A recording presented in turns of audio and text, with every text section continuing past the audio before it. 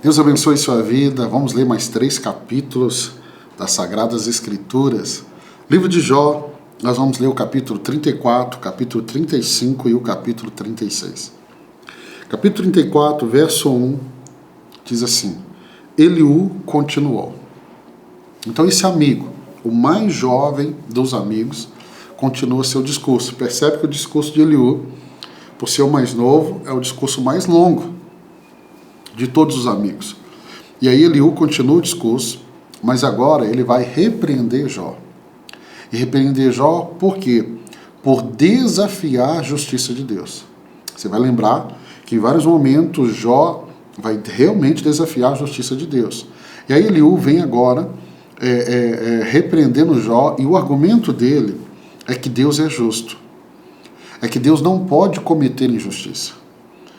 E não pode cometer injustiça, e controlando toda a criação e administrando de forma justa e imparcial. O discurso dele, Eliú vai enfatizar para Jó que Deus não precisa de ninguém, que o seu poder e sabedoria estão além da compreensão humana. Ele vai criticar Jó por reclamar e não receber nada em troca de sua devoção a Deus. E aí ele vai desafiar essa visão como uma falta de compreensão da verdadeira natureza e soberania de Deus. Olha o verso 12 do capítulo 34, verso 12. Não se pode nem pensar que Deus faça o mal, que o Todo-Poderoso perverta a justiça. Então eu acho o discurso de Eliú aqui, de todos seus amigos, o discurso mais coerente. Um discurso profundo. Porque o que nós aprendemos aqui no capítulo 34 de Jó? Eu quero deixar no seu coração, né? Que eu preciso mais uma vez se chamar a atenção de algo que no livro de Jó, e é por isso, essa é uma das razões que eu gosto muito desse livro, que a doutrina da soberania de Deus está muito evidente aqui. E eu gosto muito da teologia reformada, dos reformadores, 1517 em diante. Eu gosto dessa teologia, e eles enfatizam muito a soberania de Deus. Um Deus que é soberano, um Deus que está no controle da história da humanidade, está no controle da minha história. Eu não sei você, mas isso me dá uma fé, me dá uma certeza. Isso acalma meu coração de uma tal maneira. E é fundamental para a fé cristã crer que Deus é incapaz de cometer injustiça. Deus não é homem para que minta, nem filho do homem para que se arrependa. Então, não coloque em Deus características que são humanas. Ele é Deus, ele é soberano, ele é perfeito, ele é imutável. Ele é o mesmo ontem, hoje e será eternamente. Ele é transcendente, ele é Deus. Ele é Deus. Então eu e você precisamos entender isso. Deus não comete injustiça. E muitas vezes eu vi pessoas num discurso não igual de Jó, mas bem mais forte do que o discurso de Jó. Algumas pessoas questionaram, falando, pastor, Deus errou, porque eu não merecia isso. Ei, meus irmãos, todos nós pecamos. Todos pecaram.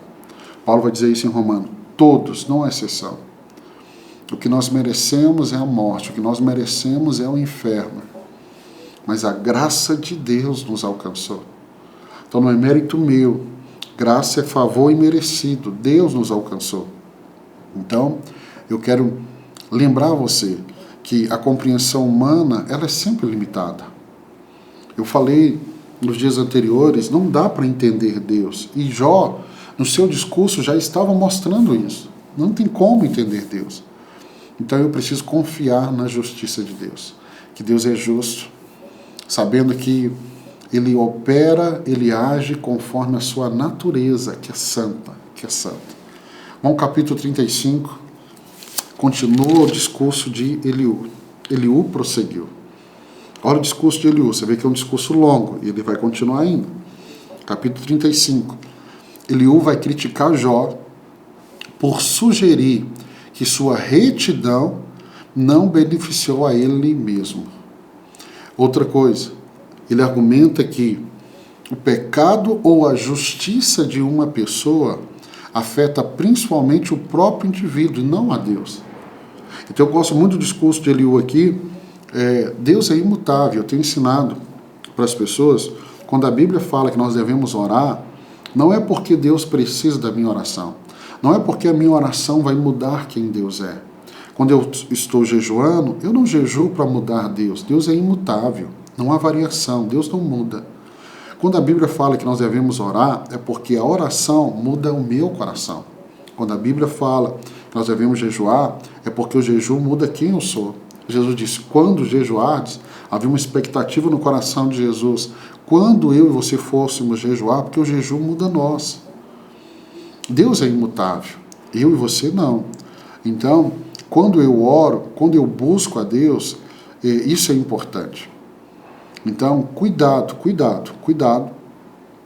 porque muitas vezes nós podemos ir para a presença de Deus achando assim que era aí o pensamento que estava no período de Jó, e é o discurso dos seus outros amigos, como, olha, se você está vivendo algo, você mereceu isso.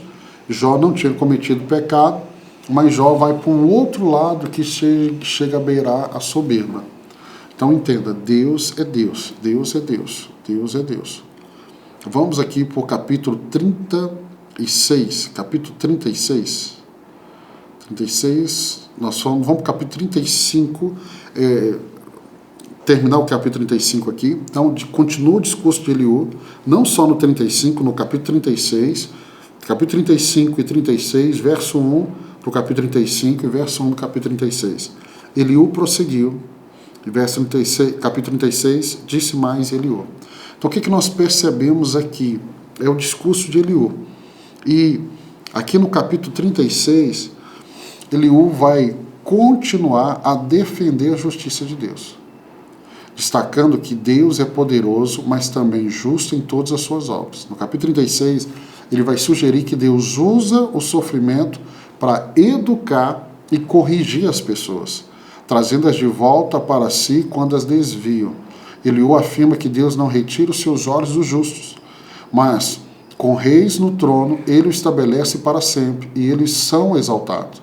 No entanto, se eles não ouvem, perecerão pela espada e morrerão sem conhecimento. Olha o verso 26 do capítulo 36. Verso 26. Como Deus é grande, ultrapassa o nosso entendimento. Não há como calcular os anos da sua existência. Deixa a gente terminar hoje a leitura de hoje. Deixa eu explicar melhor que o 36. Eu gosto muito desse capítulo, porque eu destacaria aqui a infinitude de Deus. Deus é infinito. Pastor, quando Deus começou a existir? Deus sempre existiu. Por isso eu disse alguns dias atrás, é difícil a nossa mente entender isso. Então nós temos limitações para compreendê-lo. E Eliú está dizendo isso. O que eu posso falar mais do capítulo 36? Eu te ensinaria que, enquanto podemos conhecer Deus verdadeiramente, nunca o conheceremos exaustivamente.